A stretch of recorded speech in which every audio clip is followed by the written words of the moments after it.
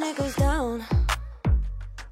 I know my mom taught me that. I figured why we fool around so little, and we keep track of time, being so serious, idiots, thinking it will matter, keep me company downtown, before the clock runs out.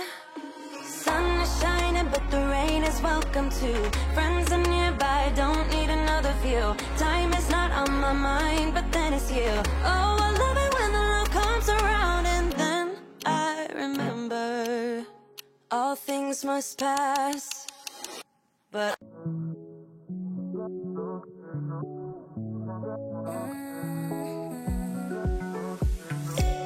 I can't take it.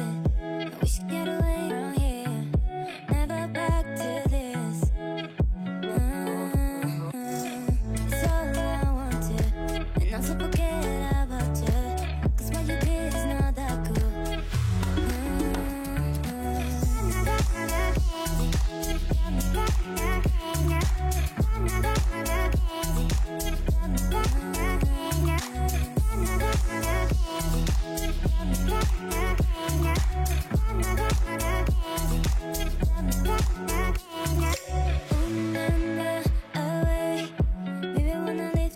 Coucou tout le monde et bienvenue dans cette nouvelle vidéo, j'espère que vous allez bien. On se retrouve aujourd'hui pour une vidéo en cuisine.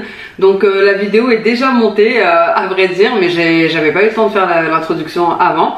Donc je vous la fais maintenant. Je vous ai dit dans mon dernier retour de course que j'allais faire les goûters maison pour toutes les vacances. Ce que je me suis dit, c'est que j'allais faire les goûters le même jour.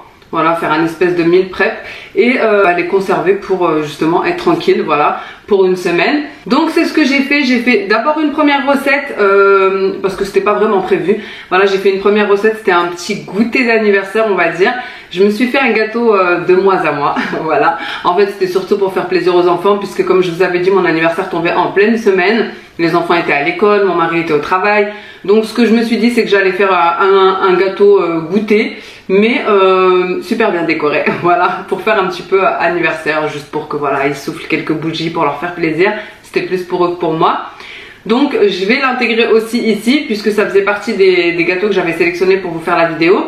Et ensuite on va continuer avec les gâteaux que j'ai fait le même jour. Donc les 4 gâteaux, je les ai sélectionnés dans ce petit livre que je vous avais montré déjà.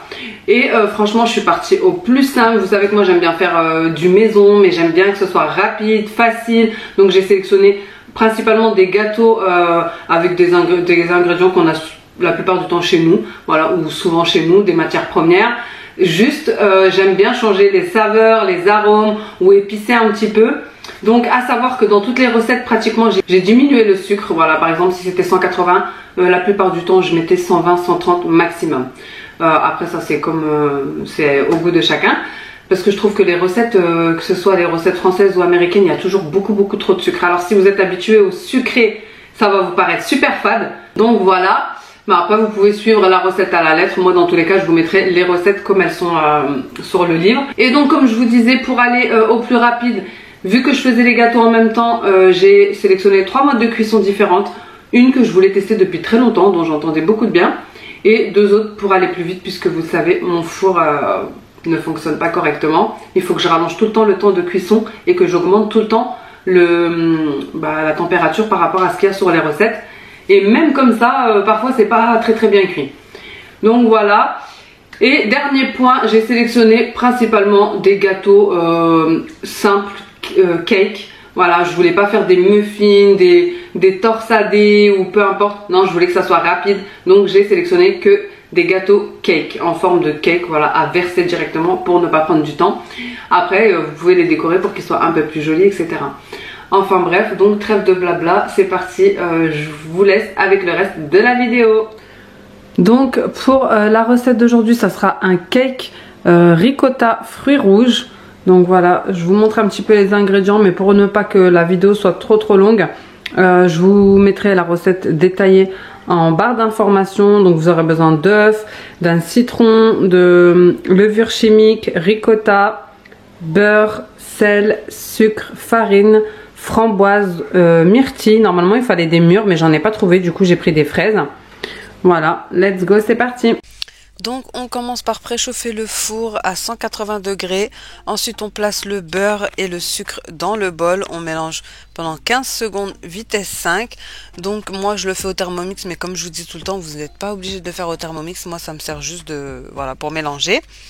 Et une fois que le mélange est terminé, on ajoute la ricotta, le jus de citron et le zeste de citron et on remélange 15 secondes vitesse 5.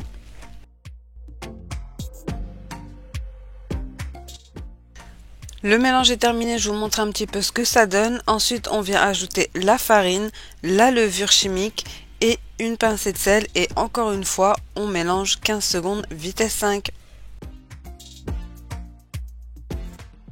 Et pour terminer, je vais ajouter les œufs. Et je vais mélanger 45 secondes vitesse 6. Donc ne vous inquiétez pas, tout sera bien détaillé en barre d'infos pour les recettes. Je viens ajouter au mélange une partie des fruits rouges, donc à peu près 3/4. Il faudra en garder pour la décoration, mais tout vous sera détaillé dans le lien de la recette. Donc ensuite, je vais mélanger à la spatule cette fois-ci. Donc vous voyez, hein, le Thermomix, ça m'a servi vraiment juste pour mélanger. Donc un simple robot ou batteur, etc. suffira. Donc là, je mélange à la spatule pour ne pas abîmer les fruits rouges.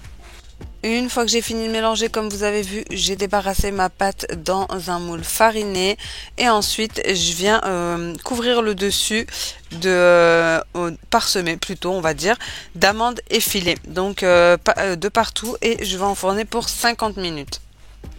Voilà ce que ça donne au niveau du gâteau. Donc moi je vais ajouter un petit peu de praline rose, mais c'est vraiment facultatif et c'est pas du tout dans la recette, c'était pour mon petit côté girly.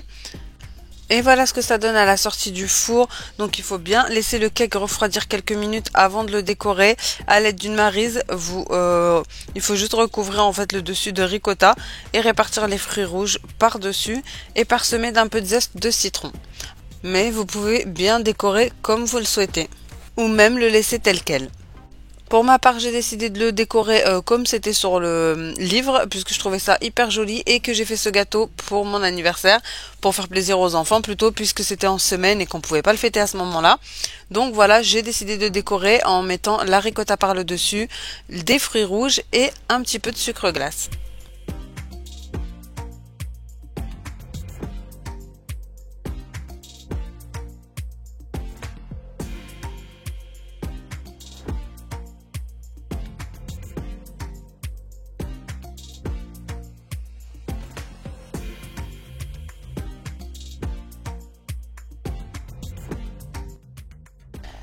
Et voici ce que ça donne au niveau du résultat final. Franchement, je suis trop fan. Vous me direz ce que vous en pensez, mais j'ai fait une photocopie de la couverture du livre. J'ai trop aimé.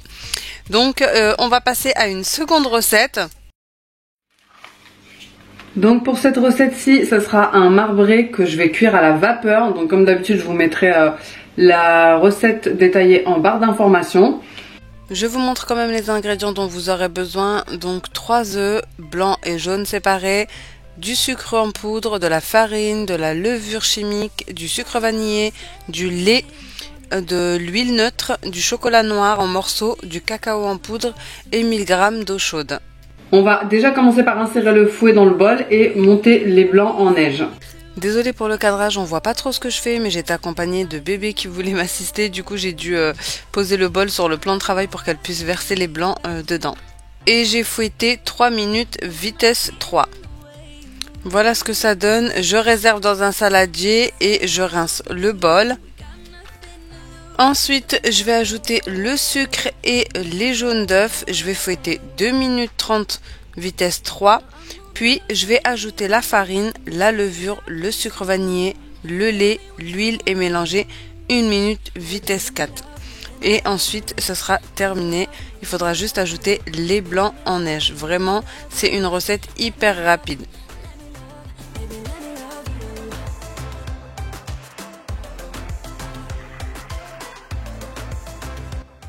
Bien sûr, on n'oublie pas d'enlever le fouet avant de mettre les blancs en neige.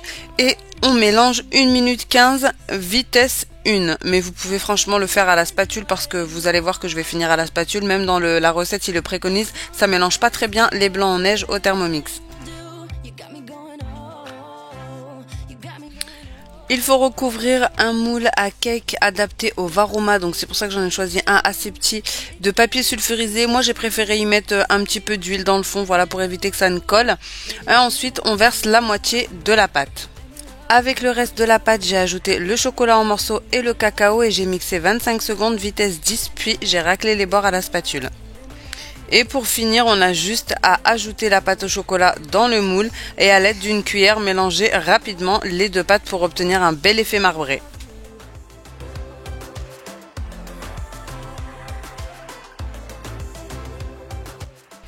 Je voulais absolument tester la recette de gâteau marbré à la vapeur pour voir la cuisson en fait ce que ça donnait et pour aller plus vite puisque ce jour-là j'ai fait 3 recettes de gâteaux pour avoir les goûters de toute la semaine. Du coup j'ai fait cette recette au Varoma. J'ai mis 1000 g d'eau dans le bol, ensuite j'ai refermé avec le couvercle, j'ai installé le Varoma et j'ai fait cuire 60 minutes Varoma vitesse 1.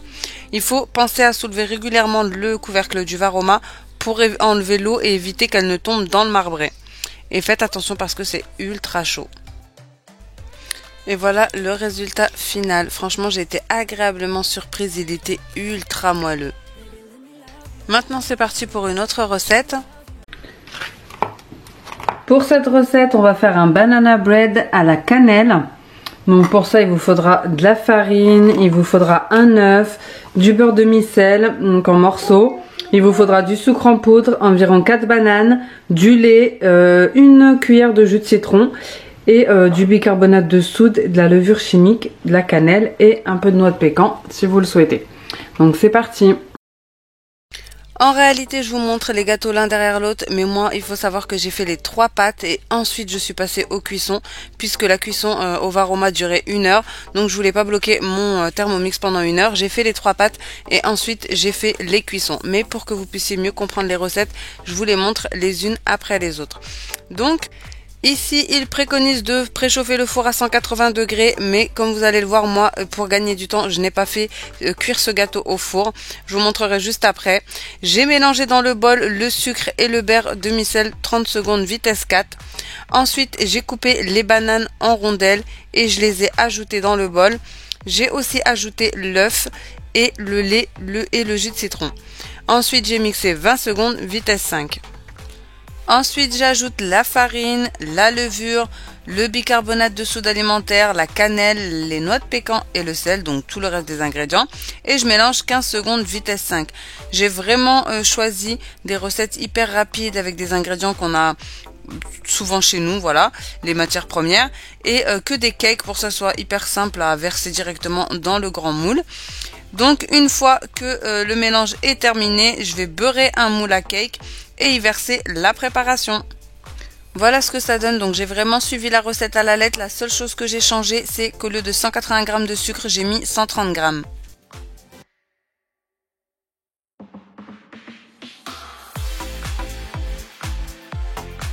J'ai débarrassé ma pâte dans un moule, donc assez petit, vous verrez pourquoi. Et ensuite j'ai coupé ma dernière banane sur les 4, sur la longueur, pour venir la poser sur le dessus. Voilà ce que ça donne. Et au niveau de la cuisson, j'ai opté pour une cuisson à la air fryer. Franchement, elle me sauve la vie. Ici, j'ai reçu la air fryer de chez Ultenic, donc la K10.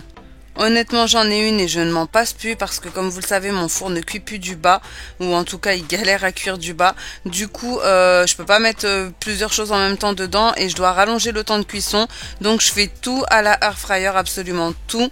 Mes cuissons qui vont au four, j'ai remplacé mon four, en fait c'est devenu la air fryer. Et la marque m'a gentiment donné un code promo, c'est FRK10 Iman. Je vous le mettrai sur l'écran et je vous le mettrai également en barre d'informations avec le lien direct pour celles qui seraient intéressées. Donc c'est exactement la même que j'ai actuellement. Elle a les programmes déjà intégrés, elle fait 5 litres, donc franchement ça c'est super bien. Et elle fait également, elle a la Wi-Fi en fait, vous pouvez la connecter grâce à l'application, vous pouvez la démarrer à distance. Franchement elle est hyper jolie au niveau du design, avec sa petite poignée dorée comme ça. Donc j'ai opté pour cette cuisson-ci parce que ça me permettait de gagner du temps en faisant une cuisson à la vapeur au Thermomix, une cuisson au four et une cuisson à la air fryer tout simplement. Comme je vous ai dit, elle a déjà différents programmes intégrée, elle a l'écran tactile, elle est compatible avec Google et Alexa et au niveau du panier c'est pour entre 3 à 5 personnes. Donc voilà, franchement moi quand j'ai découvert cette machine-ci il y a quelques mois, c'était révolutionnaire pour moi parce que je pensais que c'était une friteuse à air comme ils appellent ça, mais en fait pas du tout, c'est un four quoi. Vous pouvez faire vos viandes, vos poissons, vos frites, vos crevettes, vos cakes, vos muffins, vraiment tout dedans. Et comme vous voyez, j'ai pris un moule assez haut et il rentre franchement à l'aise dedans. Donc ici j'ai juste rajouté au programme muffin un petit peu de temps puisque moi c'est quand même un cake que je dois cuire, donc j'ai mis 50 minutes. Donc voilà, en gros ça permet de frire, de cuire, de griller, de rôtir, de déshydrater et de réchauffer dans la friteuse, et elle est 4 fois plus rapide qu'un four. Donc vraiment moi ça me sauve la vie. Dans tous les cas, si vous voulez plus d'informations, je vous mettrai le lien en barre d'infos. Et je vous montre le résultat final du cake. Franchement, l'odeur qui se dégageait, c'était magnifique. Banane cannelle, ça donnait trop envie. Maintenant, on va passer au dernier cake. Pour cette recette, ce sera un cake. Donc ici, c'est polenta citron, mais moi, je vais faire coco citron. Bon, après, c'est comme vous voulez, c'est selon les goûts. Donc, pour ça, il y aura besoin de sucre, de beurre, de poudre d'amande, de levure chimique, de coco râpé, de citron, donc des zestes et le jus, et également des œufs.